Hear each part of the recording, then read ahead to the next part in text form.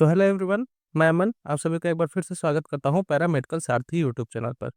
दोस्तों, आज एक और ऐसा टॉपिक लेके आए हैं जिससे बच्चों को लगता है डर। ठीक है, डर कैसा? ये होती है थोड़ी सी केमिस्ट्री की टॉपिक्स, और इनको बायोलॉजी वाले बच्चे थोड़े से पढ़ने से घबराते हैं क्योंकि उन्हें ये थोड़ा सा टफ लगता है। ठीक है, चैप्टर का नाम है chemistry of carbohydrates, proteins and lipids. यानी इसके अंदर हम कार्बोहाइड्रेट्स के बारे में जानेंगे ए टू जेड, लिपिड्स के बारे में जानेंगे ए टू जेड, इसके अलावा प्रोटीन्स के बारे में जानेंगे ए टू जेड। और गारंटी है मेरी कि आप यहाँ से पूरी चीजें याद करके ही आगे बढ़ोगे। ठीक है, तो मैं बात कर रहा हूँ सबसे पहले कार्बोहाइड्रेट्स, डेफिनेशंस, वन लाइनर्स, उनके चार्ट्स, टाइप्स, क्लासिफिकेशंस, हर एक चीज बेहतरीन तरीके से देखेंगे। ठीक है, दूसरी चीज, नोट्स आपको टेलीग्राम पे हमेशा की तरह मिल जाएगा, तो चैनल ज्वाइन कर लेना, डिस्क्रिप्शन में लिंक दिया गया है। वीडियो पसंद आए तो लाइक, शेयर, सब्सक्राइब और कमेंट करके अपना फीडबैक जरूर दे देना। चलो स्टार्ट करते हैं हम सबसे पहले कार्बोहाइड्रेट से। क्या है कार्बोहाइड्रेट्स? ठीक है, स्टार्ट करते हैं हम कार्बोहाइड्रेट से। क्या है कार्बोहाइड्रेट्स? सबसे पहले हम देखते हैं डेफिनेशंस। डेफिनेशंस के बारे में बात करें, carbohydrates are organic compound composed of carbon, hydrogen, oxygen. यानी कार्बोहाइड्रेट क्या है? एक ऑर्गेनिक कंपाउंड है जो टिपिकली किससे बना होता है, किसके कंपोजिशन से बना होता है? तो carbon, hydrogen and then oxygen, इनके कंपोजिशन से मिलकर बना होता है कार्बोहाइड्रेट। ठीक है, अच्छा, इनका रेशियो कितना होता है? 1 कार्बन होता है, 2 मॉलिक्यूल्स हाइड्रोजन के, और 1 मॉलिक्यूल होगा ऑक्सीजन का। यानी इनका रेशियो कितना हुआ? 1:2:1। ये इनका फॉर्मूला, इनका रेशियो होता है जनरली। और इनका फॉर्मूला क्या होता है?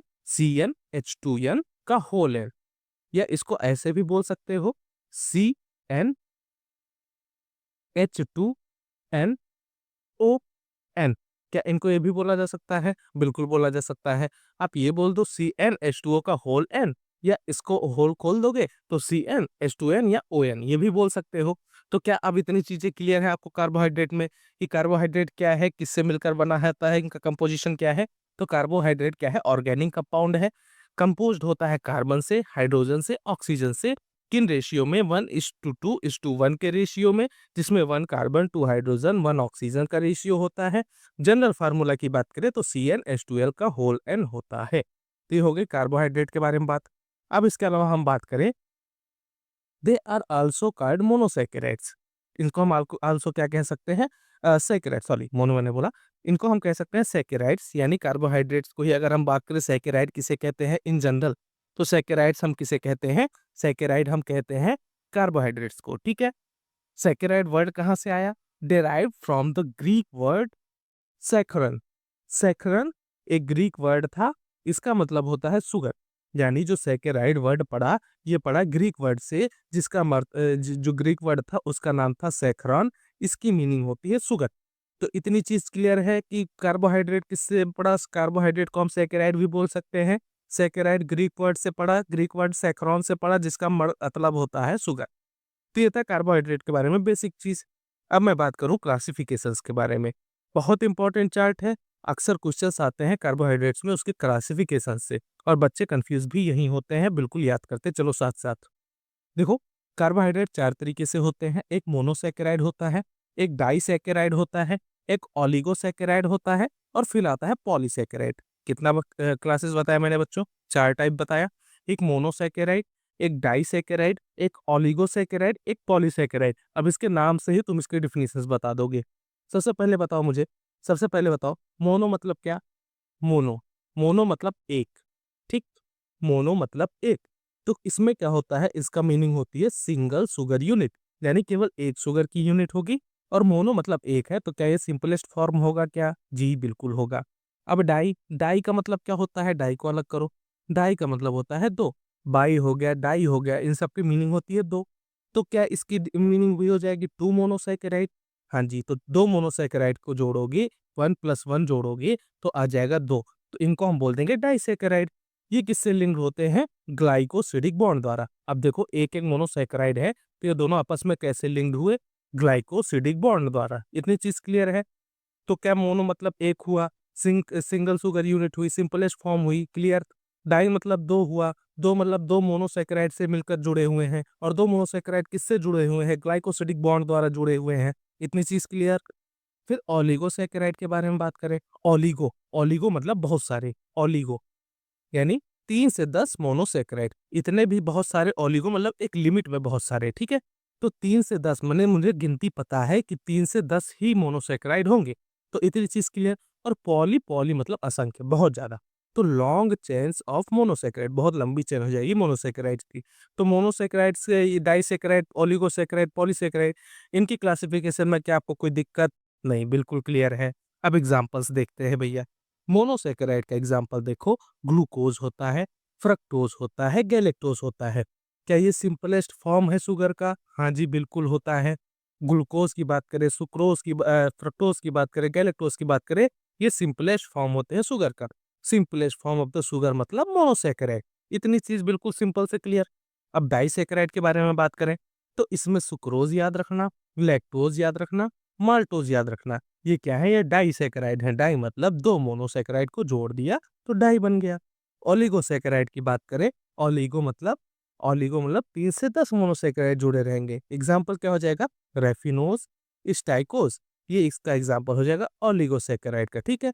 पॉलीसैकेराइड मतलब एक लॉन्ग चेन, एक लंबी चेन, जैसे आपका स्टार्च हो गया, ग्लाइकोजेन हो गया, सेल्यूलोज़ हो गया, काइटिन हो गया, ये सारे कई सारे मोनोसैकेराइड से मिलकर एक लंबी चेन होती है। तो बिल्कुल से अगर डेफिनिशन याद है कि 2 मोनोसैकेराइड होगा तो डाई है, लंबी चेन है तो पॉली है, तो उसका एग्ज़ाम्पल भी एकदम सिंपल तरीके से याद हो जाएगा। जैसे मान लो सेल्यूलोज़ है, सेल्यूलोज़ क्या बनाता है? प्लांट की सेल वॉल बनाता है, कोशिका भित्ति बनाता है पौधों में। कोशिका भित्ति क्या एक लंबी चेन होती है? जी बिल्कुल, सेल लंबा होता है, सेल के चारों घिरी रहती है। तो क्या उसको लंबे सारे चेन मोनोसैकेराइड, लंबे सारे ढेर सारे मोनोसैकेराइड मिलके बनाएँगे? बिल्कुल सिंपल सी बात है कि बनाएँगे। तो अगर आपको ये चीज़ याद हो गई कि मोनो मतलब 1, डाई मतलब 2, ओलिगो मतलब 3 से 10 और पॉली मतलब एक लंबी चेन, तो आपको एग्ज़ाम्पल बिल्कुल रट जाएँगे, ठीक है? बिल्कुल घबराना मत, एकदम ईज़ी है। आपको केवल ये थोड़ा-सा ध्यान रखना है कि सुक्रोज़ मोनो था कि डाई था कि ओलिगो था। तो सुक्रोज़, लैक्टोज़, माल्टोज़ ये डाई होते हैं, 2 से चेन से मिलकर बने होते हैं, ये भी अभी आगे देख लोगे, ठीक है? और ये ज़रूर याद रखना कि ग्लूकोज़, फ्रक्टोज़, गैलेक्टोज़ ये simplest form of the sugar हैं। ये एक सिंगल यूनिट से मिलकर बने होते हैं, इसीलिए इनको हम बोलते हैं मोनोसैकेराइड। ओके? एक और क्लासिफिकेशन आता है based on carbon atom. Carbon atom के बेस्ड पर कैसा मोनोसैकेराइड का क्लासिफिकेशन देखें हम। मोनो मतलब एक, मोनो मतलब एक, ठीक है? ये सिंपल सी बात होगी, simplest form of the sugar.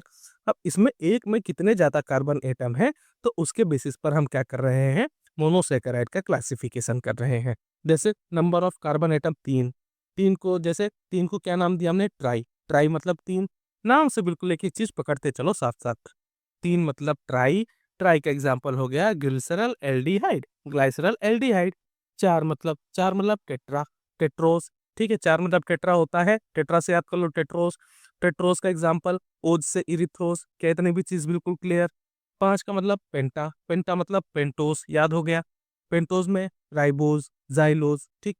6 मतलब हेक्सोस, हेक्सोस, हेक्सा, हेक्सा मतलब 6, हेक्सागन जैसे बोलते हैं 6 कोने, तो हेक्सोस, हेक्सोस में क्या आ जाएगा? ग्लूकोज़, फ्रक्टोज़, ये याद रखना। तो ग्लूकोज़ में क्या होता है? 6 कार्बन एटम्स होते हैं।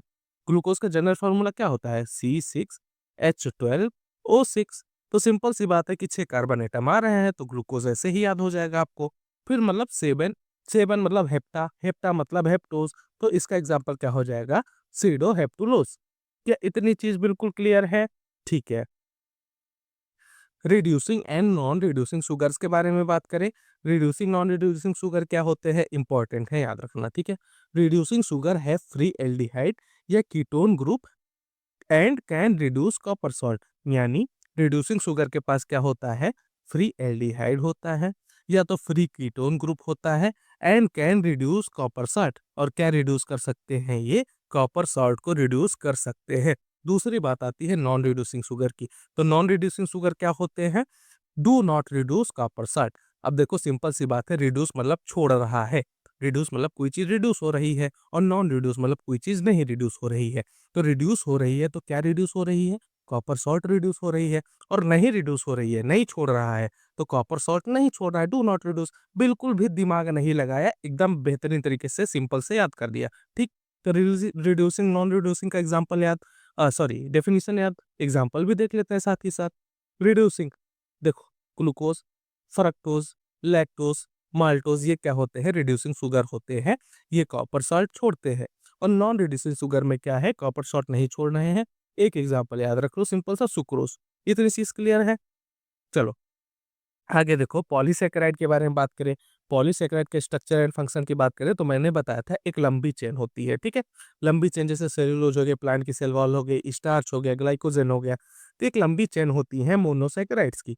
तो हम मैंने बताया कि अगर ये चेन वाली लाइन याद रख लो कि एक मोनोसैकेराइड मतलब मोनो, दो मतलब डाई, तो आपको बिल्कुल सारी चीजें साथ के साथ क्लियर होती चली जाएंगी। अब देखो, जैसे हम पढ़ रहे स्टार्च, स्टार्च पढ़ रहे हैं, तो स्टार्च किससे मिलकर बना है? स्टार्च मिलकर बना है एमाइलोज और एमाइलोपेक्टिन से। ये थोड़ा सा याद रखना, स्टार्च किससे मिलकर बना है? एमाइलोज प्लस एमाइलोपेक्टिन से मिलकर बना है। स्टार्च का क्या फंक्शन है? Energy storage in plants. बहुत इंपॉर्टेंट लाइन है, कई बार एग्जाम में पूछा गया है कि प्लांट में, पौधों के अंदर एनर्जी स्टोरेज किस फॉर्म में होती है? तो इसका आंसर होता है स्टार्च। पीवाईक्यू उठा के देख लेना, लगभग हर दूसरे साल क्वेश्चन आता रहता है कि अगर प्लांट में एनर्जी किस फॉर्म में स्टोर होती है, तो स्टार्च के फॉर्म में स्टोर होती है। इतना चीज क्लियर है? चलो आगे देखो, glycogen, branched polymer of glucose. Glycogen क्या है? ब्रांच्ड पॉलीमर है किसका? ग्लूकोज का।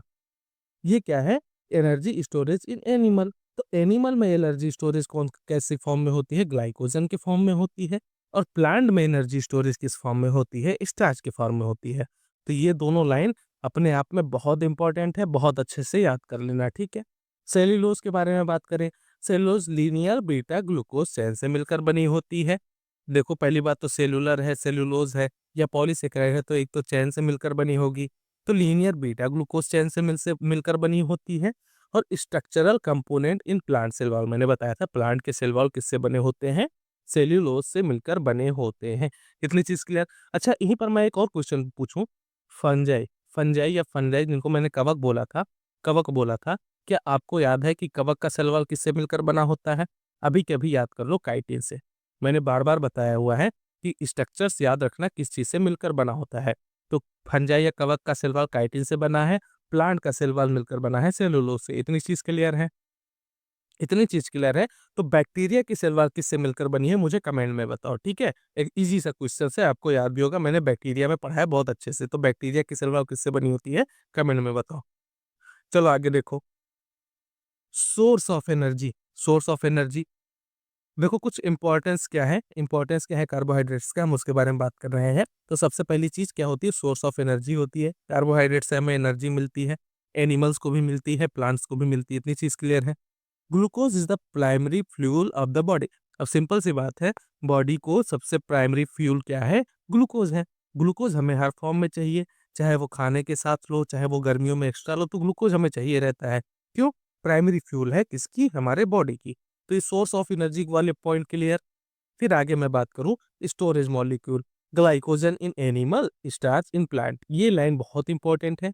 ये लाइन में 10 स्टार 20 स्टार मार लेना, अक्सर एग्जाम में क्वेश्चंस पूछे गए हैं। स्टोरेज मॉलिक्यूल कैसे होते हैं? ग्लाइकोजन के फॉर्म में एनिमल में, और स्टार्च के फॉर्म में प्लांट्स के अंदर स्टोर होते हैं कार्बोहाइड्रेट्स, ठीक है? स्ट्रक्चरल रोल के बारे में बात करें, मैंने बताया सेल्यूलोज होते हैं प्लांट्स में, और फंजाई में कैसे बने होते हैं सेल वॉल, काइटिन में। एक एक चीज देखो जो मैं बताता जा रहा हूँ, आगे आता जा रहा है, साथ के साथ याद करते चलो। Component of DNA and RNA, RNA और डीएनए के कंपोनेंट सबसे बनके बने होते हैं, जैसे राइबोज हो गए, डीऑक्सीराइबोज हो गए। ये डीऑक्सीराइबोज किसमें पाया जाएगा? आपके डीएनए में पाया जाएगा। राइबोज कहाँ पाया जाएगा? आपके आरएनए में पाया जाएगा। तो ये सब भी किससे बने होते हैं? इन सब के लिए भी कंपोनेंट्स चाहिए होता है कार्बोहाइड्रेट्स का। तो ये थे इंपॉर्टेंस ऑफ कार्बोहाइड्रेट। अब देखो, ये चार्ट बहुत इंपॉर्टेंट है, ये चार्ट बहुत इंपॉर्टेंट है। क्यों? Laboratory testis for carbohydrate, carbohydrate के लिए कौन कौन सी लेबोरेटरी टेस्टिस करते हैं हम? देखो, एक एक चीज करके देखो। हम देखेंगे टेस्ट का नाम, हम देखेंगे टेस्ट का नाम, टेस्ट का प्रिंसिपल, और पॉजिटिव रिजल्ट पे कैसा शो करेगा, इनके बारे में, ठीक? तो सबसे पहले मैं बात करूं मूलिश टेस्ट। मूलिश टेस्ट क्या? ऑल कार्बोहाइड्रेट्स के लिए, सभी कार्बोहाइड्रेट जितने भी हैं, मोनो डाई पॉली ओलिगो, सबके लिए हम मोलिश टेस्ट लगा सकते हैं क्या? जी हाँ, ऑल कार्बोहाइड्रेट्स का बारे में बात हो रही है तो हम लगा सकते हैं। पॉजिटिव होने पे कैसी रिंग दिखाई देगी? तो पॉजिटिव होने पे पर्पल कलर की रिंग दिखाई देगी। फिर मैं बात करूँ बेनेडिक्ट टेस्ट की। टेस्ट मैंने बार-बार पढ़ाया हुआ है कि रिड्यूसिंग शुगर के लिए करते हैं बेनेडिक्ट टेस्ट। स्टार मार्क कर लेना, एग्ज़ाम में पीवाईक्यू में क्वेश्चंस आया हुआ है। 2021 का पेपर शायद मैंने देखा था, उसमें था कि कौन-सा टेस्ट स्पेशली रिड्यूसिंग शुगर के लिए लगाया जाता है। तो सीधा-सीधा आंसर बेनेडिक्ट टेस्ट आंसर जाएगा और यही 4-5 ऑप्शन भी थे। तो बच्चे कन्फ्यूज़ हो जाते हैं कई बार, तो बिल्कुल कन्फ्यूज़ मत होना। अगर हम रिड्यूसिंग शुगर के लिए बात कर रहे हैं, तो बेनेडिक्ट टेस्ट लगाएँगे। और फेलिंग टेस्ट भी रिड्यूसिंग शुगर के लिए होता है। तो ऑप्शन में एक ही रह गया, या तो बेनेडिक्ट रह गया, या तो फेलिंग रहेगा। जो ऑप्शन में रहेगा आपको अकॉर्डिंगली लगाना पड़ेगा, ठीक है? तो बेनेडिक्ट टेस्ट रिड्यूसिंग शुगर के लिए, इसमें कैसा पॉजिटिव आने पर रिजल्ट दिखाई देगा? तो हमने बात की थी कि बेनेडिक्ट टेस्ट में जब हम टेस्ट लगाते हैं तो आपको ट्रिक भी बताया था कि विबग्योर याद रखना। विबग्योर ये क्या होता है सर? ये होता है आपका इंद्रधनुष के कलर याद रखने की ट्रिक, बचपन में पढ़ी थी। जी सर, पढ़ी थी। वी आई काट दो, blue, green, yellow, orange, red. ये क्या हो जाएगा? इधर से इधर जाओगे तो शुगर बढ़ता जाएगा, ठीक है? शुगर टेस्ट इसके अंदर बहुत कम, इसके अंदर बहुत कम और सबसे ज़्यादा रेड के अंदर। तो क्या मैं बोल सकता हूँ जो ब्रिक रेड आएगा प्रेसिपिटेशन, वो एकदम पॉजिटिव रिजल्ट को दर्शाएगा? तो जी हाँ, बिल्कुल दर्शाएगा। तो ये था बेनेडिक्ट टेस्ट के कलर याद करने की ट्रिक। आपको पसंद आ रही हो तो एक बार वीडियो को लाइक ज़रूर कर देना और कमेंट में अपना राय ज़रूर दे देना, ठीक है? आगे मैं बात करूँ फेलिंग टेस्ट के बारे में। फेलिंग टेस्ट के बारे में बात करूँ तो ये भी सॉरी रिड्यूसिंग शुगर के लिए लगाया जाता है। तो बेनेडिक्ट टेस्ट और फेलिंग टेस्ट दोनों ही रिड्यूसिंग शुगर के लिए लगाए जाते हैं। फेलिंग टेस्ट भी रेड प्रेसिपिटेट दिखाएगा पॉजिटिव आने पे। फिर मैं आगे बात करूँ बारफोर्ड टेस्ट। बारफोर्ड टेस्ट किसके लिए लगाते हैं? मोनोसैकेराइड के लिए लगाते हैं। रेड प्रेसिपिटेट दिखाएगा। आयोडीन टेस्ट ये इंपॉर्टेंट है। आयोडीन टेस्ट याद रखना। आयोडीन टेस्ट किसके लिए? स्टार्च को डिटेक्ट करता है और कैसा कलर दिखाता है? ब्लू से ब्लैक कलर दिखाता है। स्लिनवॉर्फ टेस्ट, स्लिनवॉर्फ टेस्ट किसके लिए लगाते हैं? कीटोज़ को डिटेक्ट करने के लिए। कीटोज़ क्या है? जैसे एग्जांपल ले लो फ्रक्टोज़। इसके लिए हम स्लिनवॉर्फ टेस्ट लगाते हैं। इसमें कैसा पॉजिटिव रिजल्ट आता है? Red colour within a second, यानी सेकेंडों के अंदर रेड कलर दिखा देगा अगर पॉजिटिव रिजल्ट है तो स्लिनवॉर्फ टेस्ट में। अब मैं बात करूँ कुछ की लाइनर्स की, कुछ वन लाइनर्स की जो अपना ब्रह्मास्त्र है। आपने अब तक ऊपर जो भी पढ़ा वो सबको अगर आप दिमाग में बैठाना है तो सीधे-सीधे वन लाइनर याद कर लो, आपके दिमाग में बैठ जाएगा, ठीक है? सबसे पहले मैंने बात की glucose is an aldose sugar और fructose is a ketose sugar. तो पहले मुझे बताओ ग्लूकोज और फ्रक्टोज कौन से सैकेराइड हैं, कौन से मोनो है, डाई है, पॉली है? तो मोनोसैकेराइड है, simplest form of the sugar है, ठीक? तो ग्लूकोज जो होता है उसके अंदर वो एल्डोज शुगर होता है और जो फ्रक्टोज होता है वो कीटोज शुगर होता है। पहली चीज़ तो इतना याद रखो। फिर मैं बात करूँ सुक्रोज। सुक्रोज को मैंने क्या बताया था? सुक्रोज को मैंने बताया था कि 2 मोनोसैकेराइड को मिलकर बनेगा, तो 2 मोनोसैकेराइड को मिलकर बनेगा तो उसको हम बोलेंगे डाइसैकेराइड। सिंपल सी बात है। तो 2 मोनोसैकेराइड कौन-कौन से होते हैं? एक ग्लूकोज, एक फ्रक्टोज। तो इतनी चीज़ें क्लियर हो रही हैं कि सुक्रोज 2 मोनोसैकेराइड से मिलकर बना है, तो पहला मोनोसैकेराइड ग्लूकोज, दूसरा मोनोसैकेराइड फ्रक्टोज। अब ये क्या होते हैं? सुक्रोज क्या होते हैं? नॉन रिड्यूसिंग शुगर होते हैं। जी हाँ जी, बिल्कुल नॉन रिड्यूसिंग शुगर होते हैं। अब आगे मैं बात करूँ लैक्टोज़ की। लैक्टोज़ किससे मिलकर बना होता है? लैक्टोज़ भी देखो 2 मोनोसैकेराइड से मिलकर बना होता है, एक ग्लूकोज, एक गैलेक्टोज़। तो लैक्टोज़, ग्लूकोज प्लस गैलेक्टोज़ ये भी रिड्यूसिंग शुगर होता है। अब रिड्यूसिंग शुगर की मैंने बात करी तो इसके लिए कौन-कौन सा टेस्ट लगा सकते हैं? बेनेडिक्ट लगा सकते हैं, फेलिंग लगा सकते हैं। इतनी चीज़ क्लियर? फिर आगे मैं बात करूँ आयोडीन टेस्ट की मैंने बात की। आयोडीन टेस्ट कैसा कलर दिखाता है? स्टार्च है अगर तो ब्लू ब्लैक कलर दिखाएगा। ये चीज़ याद रखना मेरे दोस्त, इंपॉर्टेंट लाइन है, ठीक है? Glycogen is called animal starch. Glycogen को क्या करते हैं? एनिमल स्टार्च बोलते हैं और प्लांट में क्या होता है? स्टार्च के फॉर्म में प्रेज़ेंट होता है आपका कार्बोहाइड्रेट, ठीक है? Cellulose is not digested by human due to lack of cellulose. Cellulase क्या है? एक एंजाइम है। देखो सेल्यूलेज ये कहाँ पाया जाता है? ये पाया जाता है आपके एनिमल्स के अंदर, ठीक है? हम बात करें एनिमल जैसे आपकी गाय हुई, गाय भैंस जो पालते हैं वो खेतों में क्या कराते हैं? प्लांट को चरवाते हैं।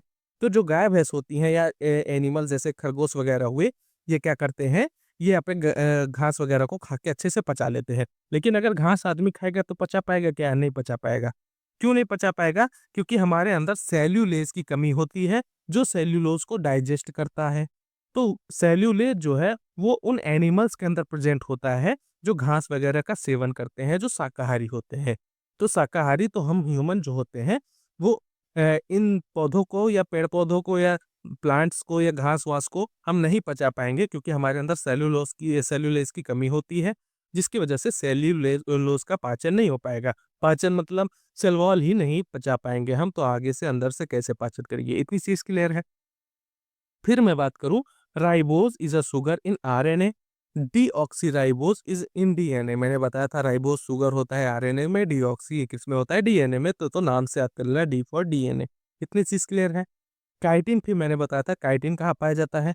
फंगल सेल वॉल के अंदर पाया जाता है। और एक्सोस्केलेटन ऑफ इंसेक्ट, ये भी चीज़ याद रखना। काइटिन और कहाँ पाया जाता है? इंसेक्ट यानी कीड़े-मकोड़ों के जो एक्सोस्केलेटन्स होते हैं, वो किससे मिलकर बने होते हैं? काइटिन से मिलकर बने होते हैं। इतनी चीज़ क्लियर है? आगे देखो, और कुछ की लाइनर देखें इंपॉर्टेंट तो। Glucose is the most abundant monosaccharide in nature. Glucose क्या है? Most abundant monosaccharide in nature.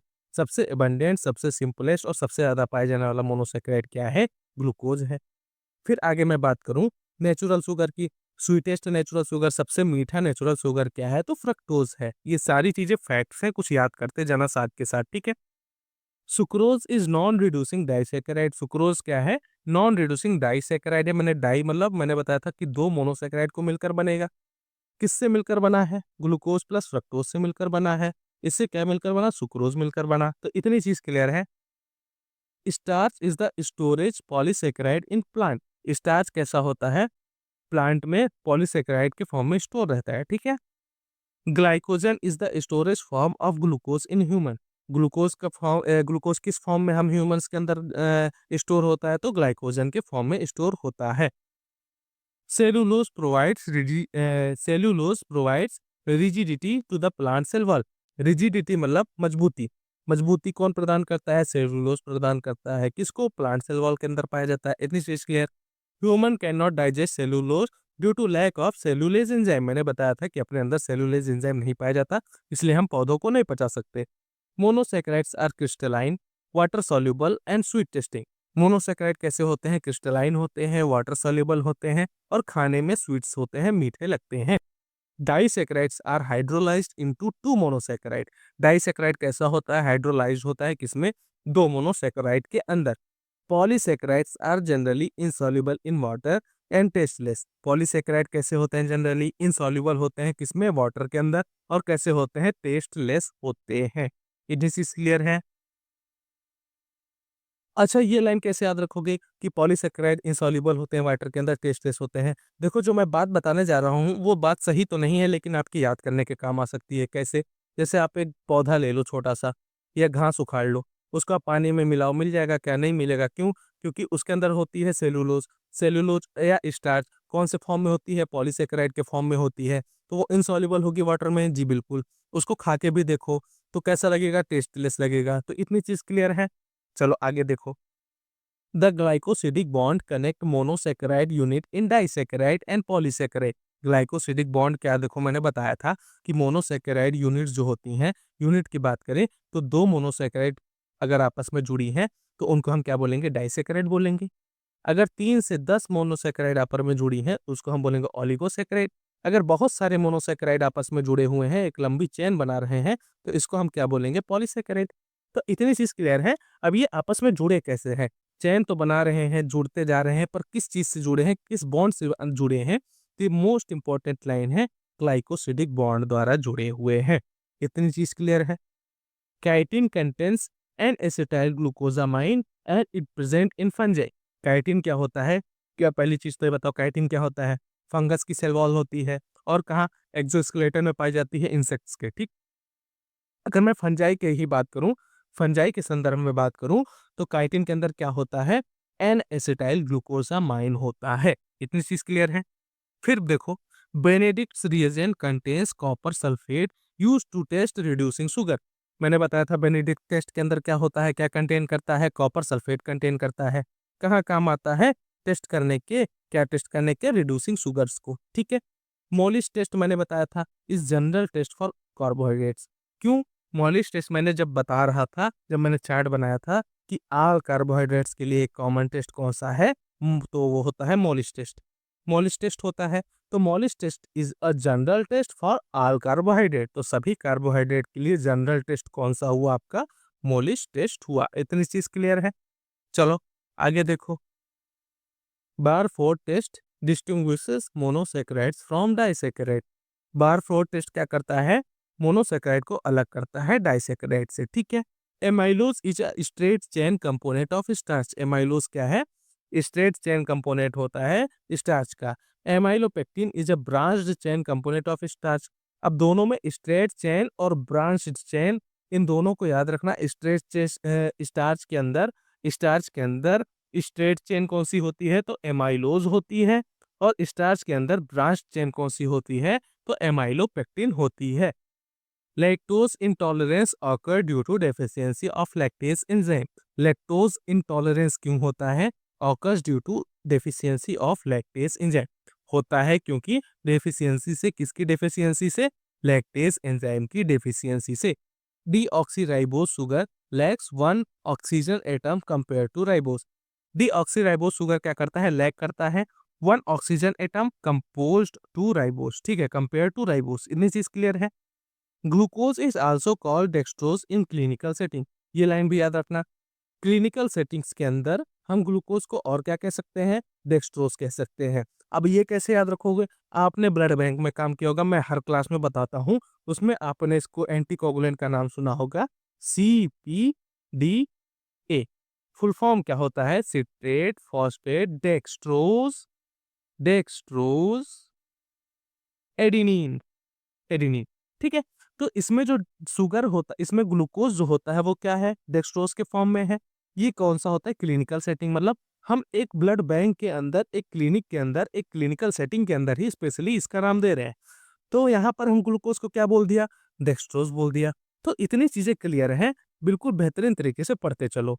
अब देखो ट्रिक चार्ट देखो। अब तक आपने जो भी पढ़ा उसको ट्रिक के अंदर कैसे याद करोगे? अब देखो, बिल्कुल बेहतरीन तरीके से याद हो जाएगी एक एक चीजें। वीडियो पसंद आए तो एक बार लाइक शेयर सब्सक्राइब जरूर कर देना। ऐसी क्लास आपको कहीं नहीं देखने को मिलेगी पूरे यूट्यूब पर, ये गारंटी है मेरी, ठीक है। ट्रिक चार्ट देखो कार्बोहाइड्रेट के बारे में। जैसे हम बात कर रहे हैं सबसे पहले मोनोसैकेराइड की। मोनोसैकेराइड की बात कर रहे हैं बच्चे, तो क्या एग्जाम्पल था? ग्लूकोज था, फ्रक्टोज था, गैलेक्टोज था। मोनोसैकेराइड का क्या एग्जाम्पल था? ग्लूकोज था, फ्रक्टोज था, गैलेक्टोज था। कैसे याद रखोगे? Go for good. Go for good मतलब जी फॉर ग्लूकोज, फॉर फ्रक्टोज, और गुड फॉर गैलेक्टोज। याद हो गया? अब नहीं ना भूलोगे। कुछ नोट्स देख लो। एक सिगर शुगर यूनिट होती है। मोनो मतलब, मैंने सुबह शुरू शुरू से चिल्ला के बता रहा हूँ, मोनो मतलब एक शुगर यूनिट हो गई, स्वीट हो गई, और वाटर सॉल्युबल है। इतनी चीज क्लियर है। वाटर सॉल्युबल कैसे याद रखोगे? सिंपलेस्ट फॉर्म है। तो सिंपलेस्ट फॉर्म है तो क्या वाटर सॉल्युबल हो जाएगा? सिंपल है तो बिल्कुल है। आगे मैं बात करूं डाई की। डाइसैकेराइड कैसे याद रखोगे? सुक्रोज, लैक्टोज, माल्टोज, ये इसका एग्जाम्पल था। सम लवर्स मैरी, जो प्यार करते हैं वो शादी करते हैं। याद हो गया? सम लवर्स मैरी मतलब S for sucrose, L for lactose, M for maltose. ये एग्जाम्पल हो गया आपका डाइसैकेराइड का। बिल्कुल बेहतरीन तरीके से क्लियर हो गया क्या? फिर मैं बात करूं मोनोसैकेराइड की। इसके अंदर डाइसैकेराइड के अंदर दो मोनोसैकेराइड चेन से मिलकर बनी होती है। दो मतलब डाई। क्या ये भी चीज क्लियर है? अब बताओ, अब बताओ, आपको कठिन लग रहा है क्या कार्बोहाइड्रेट? इससे कठिन कब आपने और क्लासेस में पढ़ी होगी, लेकिन यहाँ बिल्कुल आपको एक एक चीज दिमाग में बैठा दूंगा, ये मेरी गारंटी है, ठीक है। फिर आगे देखो। फिर मैं बात कर रहा हूँ रिड्यूसिंग शुगर की। रिड्यूसिंग शुगर के बारे में बात करूँ तो ग्लूकोज, लैक्टोज, माल्टोज, ये रिड्यूसिंग शुगर होते हैं। कैसे याद रखोगे रिड्यूसिंग शुगर को? ग्लूलामा। ग्लूलामा मतलब ग्लूकोज, लैक्टोज, माल्टोज, ये क्या होते हैं? ग्लूलामा, या ग्लूलामा ऐसे बोल दो। ये होते हैं रिड्यूसिंग शुगर होते हैं। रिड्यूसिंग शुगर क्या करते हैं? बेनेडिक्ट टेस्ट लगाते हैं, बेनेडिक्ट टेस्ट पॉजिटिव देते हैं। इतनी चीज क्लियर है। फिर नॉन रिड्यूसिंग शुगर कैसे याद रखोगे? Sugar, sugar, sucrose, sucrose S for सट, सट मतलब बंद, बंद क्या मतलब? नॉन रिड्यूसिंग है। इतनी चीज क्लियर है। अच्छा, रिड्यूसिंग नॉन रिड्यूसिंग रिड्यूस क्या करते हैं? तो मैंने बताया था अभी शुरू में कि कॉपर रिड्यूस करते हैं। इतनी चीज क्लियर है। चलो आगे देखो। Does not reduce Benedict reagent, इतनी चीज क्लियर है।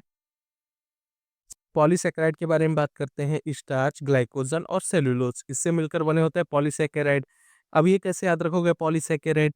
सिली joint cells, silly joint cell, S for starch, G for glycogen, C for cellulose, ठीक है। Long chain of glucose polysaccharide क्या होते हैं? ग्लूकोज की लॉन्ग चेन फॉर्म करते हैं। फिर मैं बात करूं plant storage carb.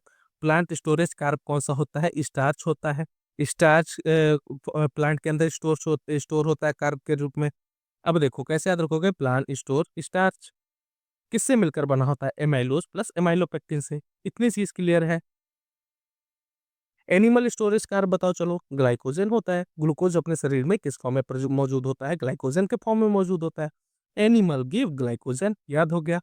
Found in liver muscle, आपके मसल्स के अंदर, लीवर के अंदर जो आपको फंक्शन करनी हो तो वहां पर ग्लाइकोजन प्रेजेंट होता है। स्ट्रक्चरल पॉलीसेकेराइड कैसे याद रखोगे? सेलुलोज हो गई, काइटिन हो गई, ये स्ट्रक्चरल पॉलीसेकेराइड है। स्ट्रक्चरल मतलब कोई स्ट्रक्चर बना रही है। सेलुलोज क्या बनाती है? प्लांट सेल वॉल बनाती है। काइटिन फंगल सेल वॉल बनाती है। सेल्स आर सॉलिड, यानी cell wall in plant cellulose से बनता है। एक्सोस्केलेटन इन इंसेक्ट किससे बनाता है? काइटिन से। और फंगल सेल वॉल भी काइटिन से बना होता है। ठीक है, एक एक चीज बेहतरीन तरीके से याद हो रही है। स्वीटेस्ट शुगर के बारे में बताओ। स्वीटेस्ट शुगर कौन सा होता है? फ्रक्टोज होता है कि नहीं होता है? तो स्वीटेस्ट शुगर कौन सा हो गया? फ्रक्टोज हो गया। तो फ्रूट इज स्वीट, आप जो फल खाते हो क्यों मीठा होता है? क्योंकि सबसे नेचुरल शुगर जो मीठा होता है वो होता है फ्रक्टोज। फ्रक्टोज के कारण वो स्वीट होता है फ्रूट। इतनी चीज clear. Used in honey and fruit, यानी हनी और फ्रूट्स के अंदर फ्रक्टोज होते हैं। इतनी चीज क्लियर है। General test for carb. Carb के लिए जनरल टेस्ट हमने क्या लगाया था? मोलिस टेस्ट लगाया था कि नहीं लगाया था? बिल्कुल। तो जनरल टेस्ट फॉर कार्ब्स क्या होते हैं? Molisch test. Mol equal to R. Mol equal to R, मतलब मोलिस टेस्ट हम किसके लिए लगाएंगे? कार्ब के लिए। वायलेट रिंग एट इंटरफेस, ये दिखाई देगा आपके मोलिस टेस्ट में। इतनी चीज क्लियर है। देखो ये था आपका पूरा कार्बोहाइड्रेट। उम्मीद करता हूँ एक एक चीज आपके दिमाग में अच्छे से घुस गया होगा। तो एक बार लाइक बटन जरूर दबा दो और कमेंट करके अपनी राय दे दो, जिससे मुझे मोटिवेशन मिलती रहे। भाई ये चार्ट बनाने में ना बहुत टाइम लगा है, बहुत दिमाग लगा हुआ है। ठीक है, एक एक चीज बस समझते चलो साथ में। फिर मैं बात कर रहा हूँ प्रोटीन की। प्रोटीन के बारे में देखो, डेफिनेशन देखो प्रोटीन की। क्या है प्रोटीन?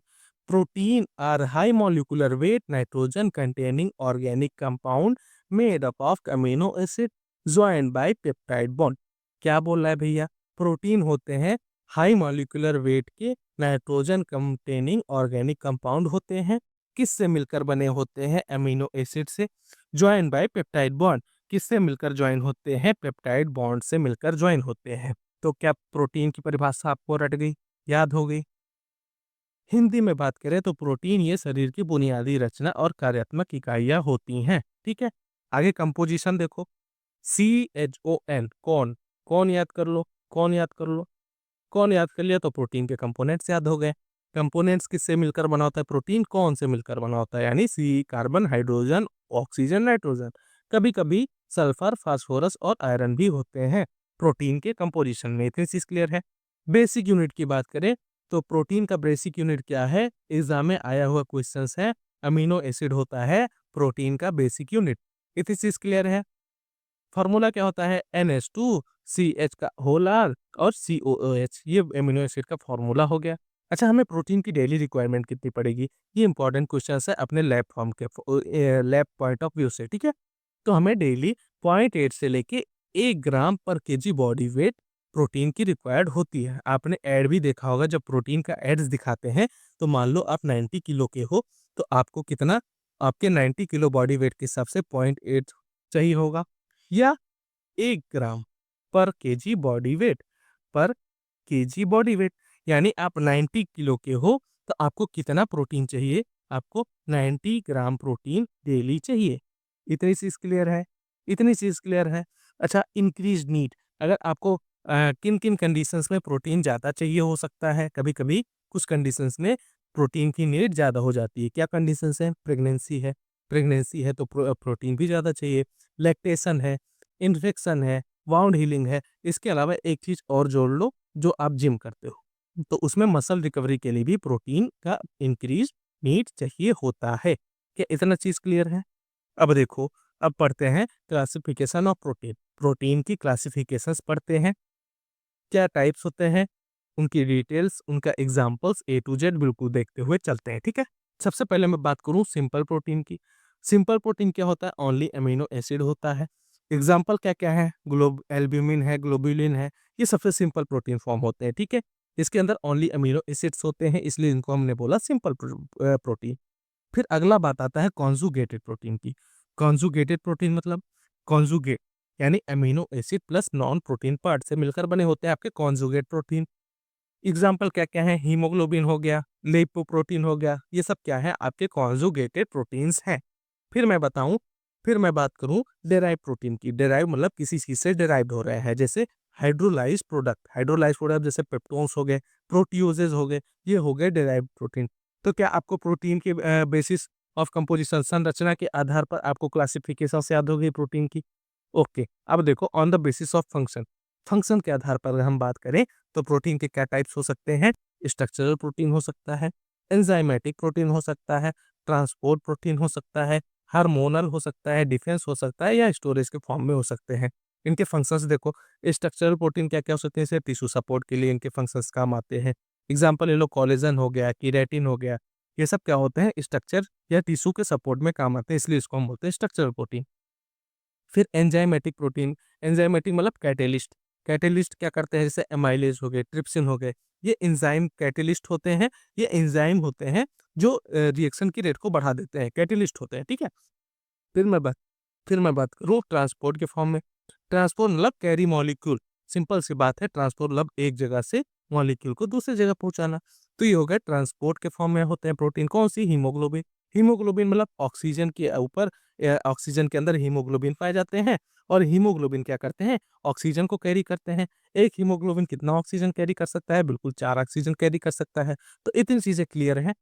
हार्मोनल हार्मोनल फॉर्म में भी प्रोटीन्स हो सकती हैं, सिग्नल मॉलिक्यूल्स के फॉर्म में होती हैं। कौन-कौन से प्रोटीन हार्मोन होते हैं वो याद रख लो, इंसुलिन होता है, ग्रोथ हार्मोन होता है, ये सब हार्मोनल फॉर्म है किसकी? प्रोटीन की। चलो आगे देखो, डिफेंस के फॉर्म में हो सकती हैं, जैसे इम्यून रिस्पॉन्स हो गया, इम्यून रिस्पॉन्स में जैसे एंटीबॉडीज़ हो गई, एंटीबॉडीज़ किससे मिलकर बनी होती है? प्रोटीन से ही मिलकर बनी होती है ना, इतनी चीज़ क्लियर है। फिर स्टोरेज के फॉर्म में हो सकती हैं, जैसे न्यूट्रिएंट स्टोर करना हो, फेरेटिन हो गया, कैसीन प्रोटीन, ये सब स्टोरेज के फॉर्म में स्टोर होती हैं आपके बॉडी में, ठीक है? अब बात हम करें एमिनो एसिड्स की। एमिनो एसिड भी आपका अभी बिल्कुल रट जाएगा, बस ध्यान से मेरी बात सुनते रहो। टोटल कितनी? 20 स्टैंडर्ड्स एमिनो एसिड होती हैं, टोटल 20 स्टैंडर्ड्स अमीनो एसिड होती हैं, जिसमें 9 एसेंशियल्स होती हैं, बाकी नॉन एसेंशियल होती हैं। एग्ज़ाम में नॉन एसेंशियल कितनी? 11। एग्ज़ाम में आपसे क्या पूछता है कि इनमें से कौन-सी एसेंशियल है? 3 नॉन एसेंशियल दिया रहेगा, 1 एसेंशियल दे दिया रहेगा, आपको वही आंसर टिक करके आना रहेगा। ऐसे क्वेश्चंस आते हैं एग्जाम में, अक्सर ध्यान रख लेना। अब ये भी अभी मैं एसेंशियल आपको बिल्कुल रटा दूँगा, अभी बस साथ में पढ़ते रहो। एसेंशियल मतलब बॉडी कैन नॉट सिंथेसाइज़। अब देखो हमारी एक बॉडी है, ठीक है? मान लो ये आपकी बॉडी है, ठीक? इसके अंदर क्या है? प्रोटीन बन रहा है या अमीनो एसिड बन रही है। अब आपकी बॉडी कुछ अमीनो एसिड जो खुद से बना ले, तो वो आपके लिए ज़रूरी होगा क्या? वो ज़रूरी नहीं होगा, तो उसको हम क्या बोल देंगे? Non essential. आपकी बॉडी अगर खुद बना ले, तो वो हमारे लिए शरीर के लिए नॉन एसेंशियल हो गया, यानी हमारी बॉडी खुद बना ले रही है, हमें बाहर से लेने की ज़रूरत नहीं पड़ रही है।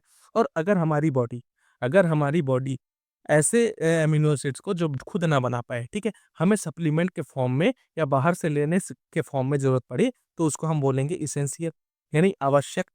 यानी हमारी बॉडी कांट सिंथेसाइज, हमारी बॉडी नहीं बना सकती, मस्ट कम फ्रॉम डाइट, यानी डाइट के फॉर्म में हमें लेनी पड़ती है या सप्लीमेंट के फॉर्म में हमें लेनी पड़ती है। तो इसेंशियल नॉन इसेंशियल समझ गए क्या? एग्जाम्पल ले लो, ल्यूसीन, लाइसिन, वैलिन, मेथियोनिन, अभी देखो अभी याद हो जाएगा। और नॉन इसेंशियल का एग्जाम्पल एलेनिन, ग्लाइसिन, सेरीन, ये सब हमारी बॉडी खुद बना लेती है, ठीक है? अब देखो, अब कैसे याद रखोगे इसेंशियल अमीनो एसिड? अब सर आप पढ़ रहे हो हमसे, अमन से पढ़ रहे हो, तो अब आपको एक-एक चीज़ बिल्कुल दिमाग में बैठा दूँगा, ये गारंटी। ये देखो, पीवीटी, टिम हॉल, 3 लाइन याद करो।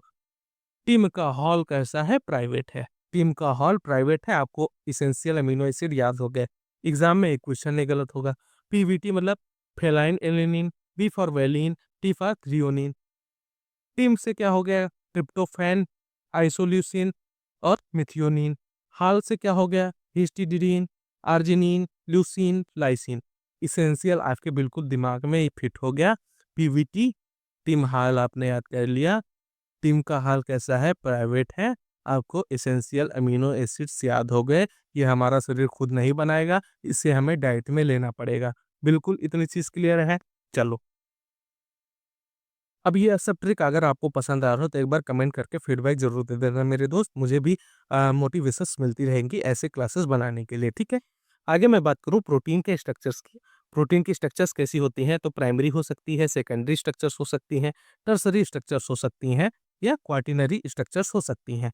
क्या है प्राइमरी, क्या है सेकेंडरी? अब देखो, प्राइमरी का मतलब सीक्वेंस ऑफ अमीनो एसिड, यानी सीक्वेंस ऑफ अमीनो एसिड को हम क्या बोल सकते हैं? Primary structure. एग्जांपल ले लो इंसुलिन। इंसुलिन जो है वो प्राइमरी स्ट्रक्चर है। सेकेंडरी के बारे में बात करें, अल्फा हेलिक्स या बीटा शीट, ये किससे मिलकर बनी होती हैं? केराटिन से मिलकर बनी होती हैं। टर्सरी की मैं बात करूं, 3D फोल्डिंग ऑफ पॉलीपेप्टाइड, किससे एग्जांपल है? ये एंजाइम्स की एग्जांपल है। और क्वाटरनरी, क्वाटरनरी मतलब मल्टीपल सब यूनिट्स होती हैं और इसका एग्जांपल है हीमोग्लोबिन, ठीक है? चलो आगे देखो, अब प्रोटीन के टेस्ट क्या क्या लगते हैं अपने लिए, क्या इंपॉर्टेंट है वो देखो। बायोयूरेट टेस्ट लगता है क्या? जी बिल्कुल। क्या रीजेंट है? CuSO4 प्लस NaOH को मिक्स करते हैं। पॉजिटिव आने पे कैसा रिजल्ट देगा? वायलेट रिजल्ट देगा। पर्पस किस लिए करते हैं? जनरल प्रोटीन टेस्ट होता है बायोयूरेट टेस्ट। इतनी चीज क्लियर है। ज़ेंथोप्रोटिक टेस्ट किस लिए लगाते हैं? रिएजेंट क्या होता है? कंसंट्रेट HNO3 होता है। पॉजिटिव रिजल्ट आने पे कैसा कलर देगा? येलो कलर देगा। पर्पस क्या होता है? एरोमेटिक अमीनो एसिड के लिए हम लगाते हैं ज़ेंथोप्रोटिक टेस्ट। फिर नीन हाइड्रिन टेस्ट लगाते हैं। रिएजेंट क्या है? नीन हाइड्रिन ही होता है। कैसा पॉजिटिव आने पर रिजल्ट देगा? ब्लू या वायलेट कलर देगा। पर्पस क्या होता है? अमीनो एसिड, ठीक है? मिलर्स टेस्ट लगाते हैं। मिलर्स रिएजेंट के लिए इसमें रिएजेंट होता है। पॉजिटिव आने पर कैसा? रेड कलर दिखाएगा। पर्पस क्या है? टायरोसिन प्रेजेंट होता है। फिर मैं बात करूं साकागुची टेस्ट। साकागुची टेस्ट क्यों लगाते हैं? रिएजेंट क्या होता है? रिएजेंट प्लस अल्फा नेप्थॉल होता है। पॉजिटिव रिजल्ट रेड देगा। और पर्पस क्या होता है? आर्जिनिन डिटेक्शन के लिए इसका पर्पस होता है। तो ये थे आपके पूरे प्रोटीन के टेस्ट, बिल्कुल एक चार्ट के अंदर क्लियर। आगे मैं बात करूं डीनेचुरेशन ऑफ प्रोटीन। डीनेचुरेशन मतलब टूटना। Definition, loss of structure. Structure का लॉस कैसा है? 2 डिग्री टर्सरी या 4 degree, and function due to physical या केमिकल एजेंट। कुछ फिजिकल एजेंट्स हो सकते हैं जैसे हीट हो गया, टेम्परेचर हो गया, प्रेशर हो गया, पीएच हो गया, ये हो गया फिजिकल। और कुछ केमिकल एजेंट जैसे कोई केमिकल हो गया जिनकी वजह से क्या होता है? प्रोटीन डीनेचर हो सकता है, टूट सकता है। तो इसको हम बोलते हैं डीनेचुरेशन ऑफ प्रोटीन। कॉजेस क्या क्या है? हीट बताया मैंने, पीएच बताया, अल्कोहल हो सकता है, यूवी रेस हो सकती है। एग्जाम्पल ले लो जैसे बॉइलिंग एग। अंडे को हम बॉयल करते हैं तो उसके अंदर एल्बुमिन जो होता है वो सॉलिड व्हाइट के अंदर हो जाता है। अच्छा, आप अंडा देखोगा, आपने अंडा ऐसे देखा होगा, इसको आप अगर फोड़ दोगे कच्चा अंडा तो उसके अंदर लिक्विड लिक्विड होता है ना, लिक्विड होता है। अब इसी अंडे को अगर आप हीट करके बॉयल कर दो, इसी अंडे को अगर आप बॉयल कर दो, इसी अंडे को आप हीट कर दो, बॉयल कर दो, तो इसके अंदर क्या अंडा सॉलिड हो जाता है? जी हाँ, ये अंडा सॉलिड हो जाता है। तो ये सब चीजें हैं, बिल्कुल अच्छे से ध्यान रख लेना। इसको हम बोलते हैं डीनेचुरेशन ऑफ प्रोटीन। फिर अगर मैं बात करूँ फंक्शंस ऑफ प्रोटीन, प्रोटीन के क्या-क्या फंक्शंस हैं, इसके बारे में बात करूँ, स्ट्रक्चर हो गया, स्ट्रक्चर जैसे कोलेजन इन स्किन हो गई, बोन्स हो गई, ये किससे मिलकर बनी होती है? प्रोटीन से मिलकर बनी होती हैं। कैटालिस्ट का एग्जांपल ले लो, एंजाइम लाइक ट्रिप्सिन हो गई, तो ये सब अपने कैटालिस्ट का काम करती हैं। ट्रांसपोर्ट के बारे में बात करो, हीमोग्लोबिन हो गया, एल्बुमिन हो गया, ट्रांसपोर्टेशन का काम करती है। इम्यूनिटी में प्रोटीन कहाँ काम आती है? एंटीबॉडीज़ प्रोडक्शन हो गई, जैसे आईजीजी, आईजीएम हो गई, ये सब एंटीबॉडीज़ किससे मिलकर बनी हुई है? प्रोटीन से मिलकर बनी होती हैं। हार्मोन्स के बारे में बात करें, इंसुलिन हो गया, ग्लूकागॉन हो गया, ये सब हार्मोन भी प्रोटीन से मिलकर बने होते हैं। स्टोरेज के बारे में बात करें, ferritin store in iron, iron जो होता है किस फॉर्म में स्टोर होता है? फेरेटिन के फॉर्म में स्टोर होता है। तो ये सब चीज़ें बिल्कुल ध्यान रख लेना, ठीक है? फिर आगे मैं बात करूँ लिपिड के बारे में। लिपिड के बारे में बात करूँ, डेफिनिशन देखो पहले, lipid are a group of organic compound that are insoluble in water but soluble in non polar solvent like ether, chloroform, benzene. क्या बोला मैंने? लिपिड क्या होता है? ग्रुप ऑफ ऑर्गेनिक कंपाउंड, यानी ऑर्गेनिक कंपाउंड का ऐसा ग्रुप जो क्या होता है? Insoluble in water. तो पहली चीज यहाँ निकल के लिपिड वाटर में सॉल्युबल है क्या? पहला क्वेश्चन समझो, लिपिड वाटर में सॉल्युबल है? नहीं, लिपिड वाटर में इनसॉल्युबल है। But soluble in non polar solvent, but soluble किस में है? नॉन पोलर सॉल्वेंट में सॉल्युबल है। कौन कौन सा नॉन पोलर सॉल्वेंट है? ईथर है, क्लोरोफॉर्म है, बेंजीन है। इसके अंदर लिपिड क्या होगा? सॉल्युबल फॉर्म में मौजूद होगा। अब देखो क्लासिफिकेशन ऑफ लिपिड, देखो सबसे पहले बात करें हम सिंपल लिपिड की, कंपाउंड लिपिड की, डेराइव लिपिड्स की, एक एक करके डिटेल में समझते हैं। सिंपल लिपिड के बारे में बात करें, fat and oils, triglycerides, ester of fatty acid and glycerol, ये होते हैं सिंपल लिपिड। कुछ वैक्सीज हो गए जिससे ester of fatty acid with long chain alcohol, ये हो गए सिंपल लिपिड, ठीक है? कंपाउंड लिपिड, कंपाउंड मतलब फॉस्फोलिपिड हो गए, ग्लाइकोलिपिड हो गए, लाइपोप्रोटीन्स हो गए, ये होते हैं फॉस्फोलिपिड। कंटेन फॉस्फेट ग्रुप, इसलिए हम इसको बोला फॉस्फोलिपिड। एग्जाम्पल लेसाइथिन, ठीक है? ग्लाइकोलिपिड किसको बोला? कंटेन कार्बोहाइड्रेट एंड लिपिड, जो कार्बोहाइड्रेट और लिपिड को कंटेन करते हैं उनको हम बोलेंगे ग्लाइकोलिपिड। फिर लाइपोप्रोटीन किसको बोला? लिपिड प्लस प्रोटीन दोनों से मिलकर बना होता है लाइपोप्रोटीन। नाम से ही पता चला है, लाइपो अलग कर लो, प्रोटीन अलग कर लो, तो लिपिड और प्रोटीन इन दोनों को मिक्स करके बना लाइपोप्रोटीन। कहाँ इंपॉर्टेंट होता है? लिपिड ट्रांसपोर्ट में, लिपिड के ट्रांसपोर्ट में इंपॉर्टेंट होता है। फिर मैं बात करूँ डेराइव लिपिड की। डेराइव लिपिड मतलब किसी चीज से डेराइव्ड हो रहा हो, ठीक है। जैसे फैटी एसिड्स हो गए, स्टेरॉइड्स हो गए, fat soluble vitamin. Fat soluble मैंने क्या बताया? ADEK। मैं बार बार बोलता हूँ कि फैट सॉल्युबल विटामिन क्या है? विटामिन ADEK, ये फैट सॉल्युबल विटामिन है। वाटर सॉल्युबल क्या है? B and C। तो B एंड C आपके वाटर सॉल्युबल विटामिन है। इतनी चीज क्लियर है। कुछ मिक्स्ड लिपिड्स भी होते हैं, मिसकैलिनियस लिपिड, जैसे इंक्लूड आइकोसेनॉइड्स, जैसे प्रोस्टाग्लैंडिन्स हो गए, कैरोटिनॉइड्स हो गए, ये सब होते हैं मिससेलेनियस लिपिड, ठीक है। आगे मैं बात करूँ कुछ इंपॉर्टेंट फैटी एसिड के बारे में। जैसे सैचुरेटेड फैटी एसिड या अनसैचुरेटेड फैटी एसिड, दो तरीके के हो सकते हैं, या तो सैचुरेटेड फैटी एसिड के फॉर्म में होंगे या अनसैचुरेटेड फैटी एसिड के फॉर्म में होंगे, ठीक है। सैचुरेटेड क्या है? नो डबल बॉन्ड, कोई डबल बॉन्ड नहीं होगा इनके अंदर। एग्जाम्पल पाल्मेटिक एसिड या स्टेरिक एसिड। इतनी चीज के लिए हो गई सैचुरेटेड फैटी एसिड। सैचुरेटेड मतलब कोई डबल बॉन्ड नहीं है, बस इतना चीज याद कर लो। एग्जाम्पल के तौर पर पाल्मेटिक एसिड याद कर लो और स्टेरिक एसिड याद कर लो, इतनी चीज क्लियर है। फिर मैं बात करूं अनसैचुरेटेड फैटी एसिड की। अनसैचुरेटेड मतलब इसके अंदर क्या होगा? डबल बॉन्ड होगा। अब डबल बॉन्ड कैसा होगा? या तो एक हो सकता है या मोर हो सकता है। एक हो सकता है, एक से ज्यादा भी हो सकता है, इसको हम बोलेंगे अनसैचुरेटेड फैटी एसिड। एग्जाम्पल ले लो ओलेइक एसिड, लिनोलेनिक एसिड, ये इसेंशियल होता है लिनोलेनिक एसिड, और ओलेइक एसिड, ये हो गए अनसैचुरेटेड फैटी एसिड। अब मैं बात करूं लिपिड के फंक्शन की।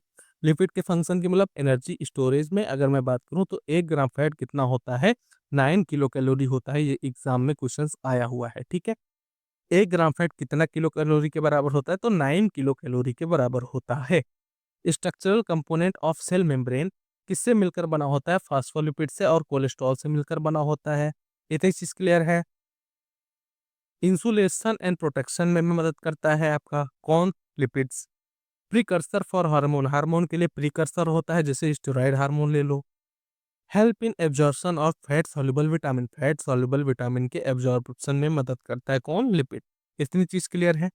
अब मैं बात करूं क्लिनिकल इंपॉर्टेंस की। क्लिनिकल इंपॉर्टेंस की बात करूं तो हाई कोलेस्ट्रॉल मतलब risk of atherosclerosis. High cholesterol है तो शरीर में किसका रिस्क है? एथेरोस्क्लेरोसिस का रिस्क है।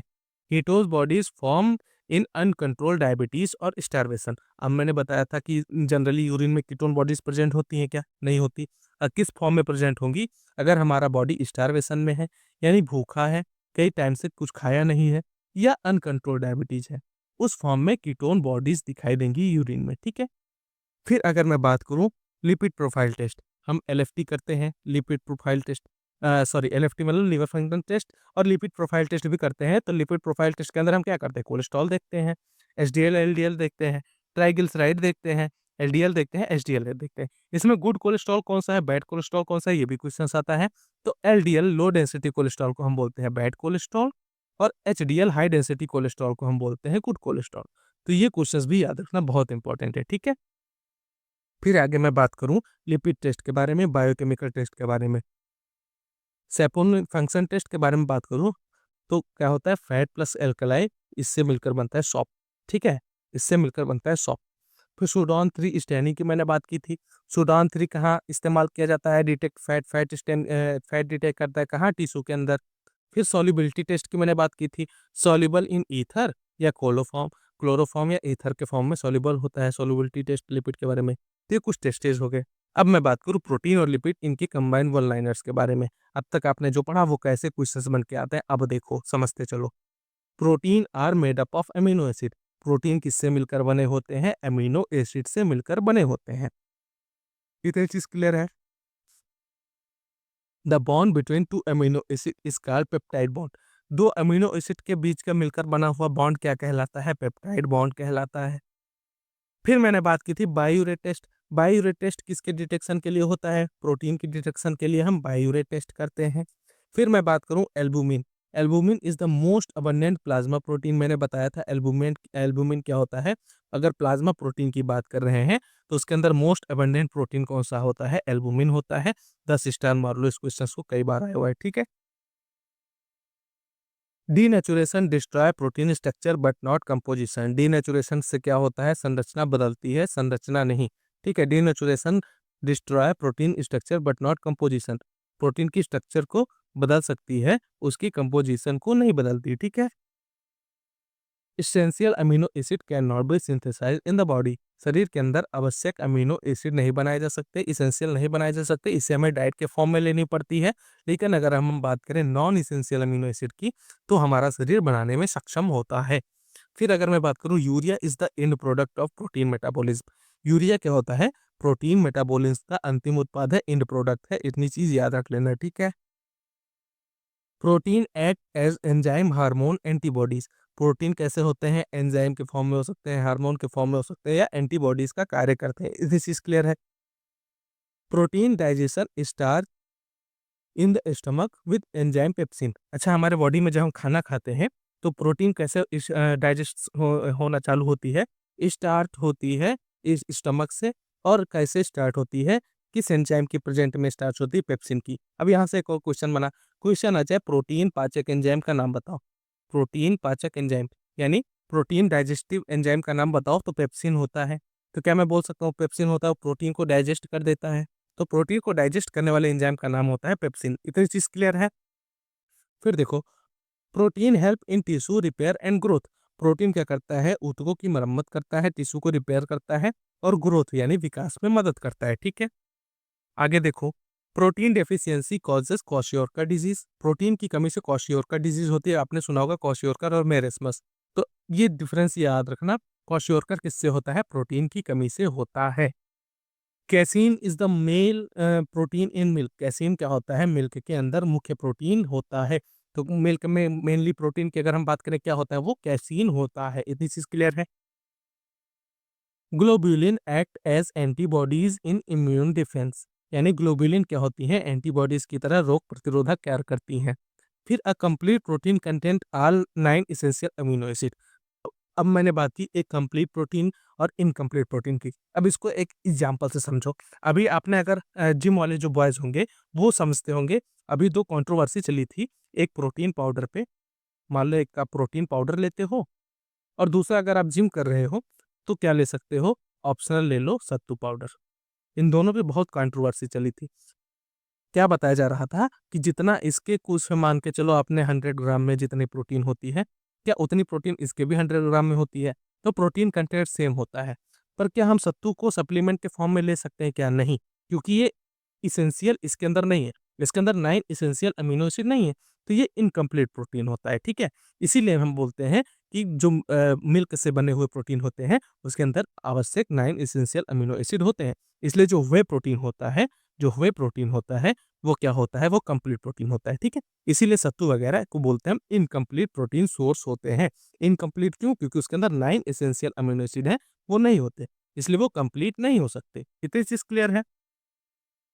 अच्छा, मैं बात करूँ प्रोटीन कितना चाहिए दिन भर में, तो 1 ग्राम पर केजी बॉडी वेट होना चाहिए। इतना होना चाहिए अगर आप नॉर्मल कंडीशन में हो। कुछ कंडीशंस में ज़्यादा भी हो सकता है, जैसे प्रेगनेंसी हो गई, इन सब कंडीशंस में ये ज़्यादा भी हो सकता है, ठीक है। अब मैं बात करूँ लिपिड के बारे में। लिपिड के वन लाइनर्स देखें तो, lipid are insoluble in water but soluble in organic solvent. ये बहुत इंपॉर्टेंट लाइन है मेरे दोस्त, याद रखना। लिपिड क्या, नॉन पोलर बोल लो या ऑर्गेनिक सॉल्वेंट बोल लो, उसमें तो सॉल्युबल है, लेकिन वाटर के अंदर इनसॉल्युबल है लिपिड। इतनी चीज याद कर लोगे। फिर आगे मैं बात करूं, fat are also called triglyceride. Fat को हम क्या बोलते हैं? ट्राइग्लिसराइड भी बोल सकते हैं। Saponification test is use for detection of lipid. Saponification क्यों करते हैं? टेस्ट करते हैं हम लिपिड को पहचानने के लिए, डिटेक्शन करने के लिए, ठीक है। लेसाइथिन। लेसाइथिन इज अ इम्पॉर्टेंट फॉस्फोलिपिड। लेसाइथिन क्या है? एक महत्वपूर्ण फॉस्फोलिपिड है। Cholesterol is a steroid lipid. Cholesterol क्या है? एक स्टेरॉइड लिपिड है। लिपिड गिव 9 किलो कैलोरी पर ग्राम ऑफ एनर्जी। लिपिड क्या करता है? 1 ग्राम में 9 किलो कैलोरी ऊर्जा देते हैं। ये लाइन भी याद कर लेना, ठीक है। फिर आगे देखो, बहुत इंपॉर्टेंट लाइन है। सूडान 3 स्टैन हम क्यों करते हैं? डिटेक्ट किसके करने के लिए? फैट को। किसके अंदर से हम डिटेक्ट करते हैं? टिश्यू के अंदर डिटेक्ट करते हैं हम फैट को, ठीक है। इसके लिए हम सूडान 3 स्टैंड इस्तेमाल करते हैं। फिर आगे मैं बात करूँ एसेंशियल फैटी एसिड, कौन-कौन से? लिनोलेनिक एसिड, ये must be taken in diet. ये क्या लिनोलेनिक एसिड जैसे आवश्यक फैटी एसिड भोजन से हमें लेना पड़ता है, एसेंशियल होता है ये, ठीक है? हमारा शरीर खुद नहीं बनाता इसलिए हम बोलते हैं एसेंशियल, अगर हमारा शरीर खुद बनाएगा तो हम बोल देंगे नॉन एसेंशियल है, सिंपल सी बात है। फिर आगे मैं बात करूँ lipid digestion start in small intestine फिर लाइपेज एंजाइम। मैंने बताया था प्रोटीन किससे स्टार्ट होता है? इस प्रोटीन जो होता है, प्रोटीन पाचन कहाँ से स्टार्ट होता है? स्टमक से स्टार्ट होता है। कौन स्टार्ट करता है? तो पेप्सिन स्टार्ट करता है। ये हो गया प्रोटीन की बात, पेप्सिन स्टार्ट करेगा। तो ये हो गई प्रोटीन की बात। अब मैं बात कर रहा हूँ अगर लिपिड की, तो लिपिड कहाँ स्टार्ट होगा आपका? स्टार्ट होगा स्मॉल इंटेस्टाइन में। स्मॉल इंटेस्टाइन में स्टार्ट होगा पचना लिपिड, किससे स्टार्ट होगा? कौन से एंजाइम से? तो लाइपेज से स्टार्ट होगा। तो इन दोनों में डिफरेंस आप बिल्कुल अच्छे से याद कर लेना, ठीक है? HDL is known as good cholesterol, मैंने बताया था, बहुत दोनों इंपॉर्टेंट, बहुत लाइन है, बहुत बार एग्जाम में क्वेश्चन आया हुआ है। एलडीएल जो होता है इसको हम बोलेंगे बैड कोलेस्ट्रॉल और एचडीएल को हम बोलेंगे गुड कोलेस्ट्रॉल। क्या इतनी चीज क्लियर है? चलो। Fat are stored in the body as adipose tissue. Fat क्या होते हैं? बॉडी में एडिपोज टिश्यू के फॉर्म में स्टोर होते हैं। और lipid are important for cell membrane formation, जो सेल मेम्ब्रेन बनती है, देखो सेल वॉल किससे मिलकर बनी होती है? हमने पढ़ा था कार्बोहाइड्रेट तो सेल्यूलोज से मिलकर बनी थी, ठीक है? अगर मैं बात करूँ सेल मेम्ब्रेन की, तो सेल मेम्ब्रेन कौन बनाएगा? ये बनाएगा लिपिड। अच्छा, आपने एक सिंगल एंड निकोल्सन मॉडल पढ़ा होगा जब सेल बायोलॉजी पढ़ रहे थे, तो सिंगल एंड निकोल्सन मॉडल में क्या था? सेल मेम्ब्रेन ही दर्शाई गई थी और उसके अंदर बताया गया था, तो जो सेल वॉल की सेल मेम्ब्रेन की फॉर्मेशन होती है, वो किससे मिलकर बनी होती है? लिपिड से मिलकर बनी होती है। इतनी चीज क्लियर है? Phospholipids contain glycerol, fatty acid and phosphate group. Phospholipid lipids क्या कंटेन करते हैं? ग्लिसरॉल कंटेन करते हैं, फैटी एसिड कंटेन्स करते हैं और फॉस्फेट ग्रुप कंटेन करते हैं। फास्फोलिपिड के अंदर ग्लिसरॉल, फैटी एसिड और फॉस्फेट ग्रुप होता है। इसके अलावा बात करूँ एक्सेस फैट। एक्सेस फैट मतलब अधिक मोटापा। In diet leads to obesity and heart disease. भोजन में अधिक फैट, सिंपल सी बात है कि हम फैटी डाइट लेंगे तो मोटापा बढ़ेगा और हृदय रोग यानी हार्ट डिजीज का कारण बनेगा। इतनी चीज क्लियर है? तो ये था आपका पूरा, आपका कार्बोहाइड्रेट, आपका प्रोटीन और लिपिड, बिल्कुल बिल्कुल इजी तरीके से पढ़ाया हुआ है और बहुत डिटेल में समझा कर पढ़ा हुआ है। उम्मीद करता हूँ आपको अच्छे से समझ में आ गया होगा। इससे बेहतरीन आपको लेक्चर कहीं नहीं दिखेगा पूरे यूट्यूब पर, ठीक है? वीडियो आपको पसंद आया हो तो लाइक से सब्सक्राइब जरूर कर देना।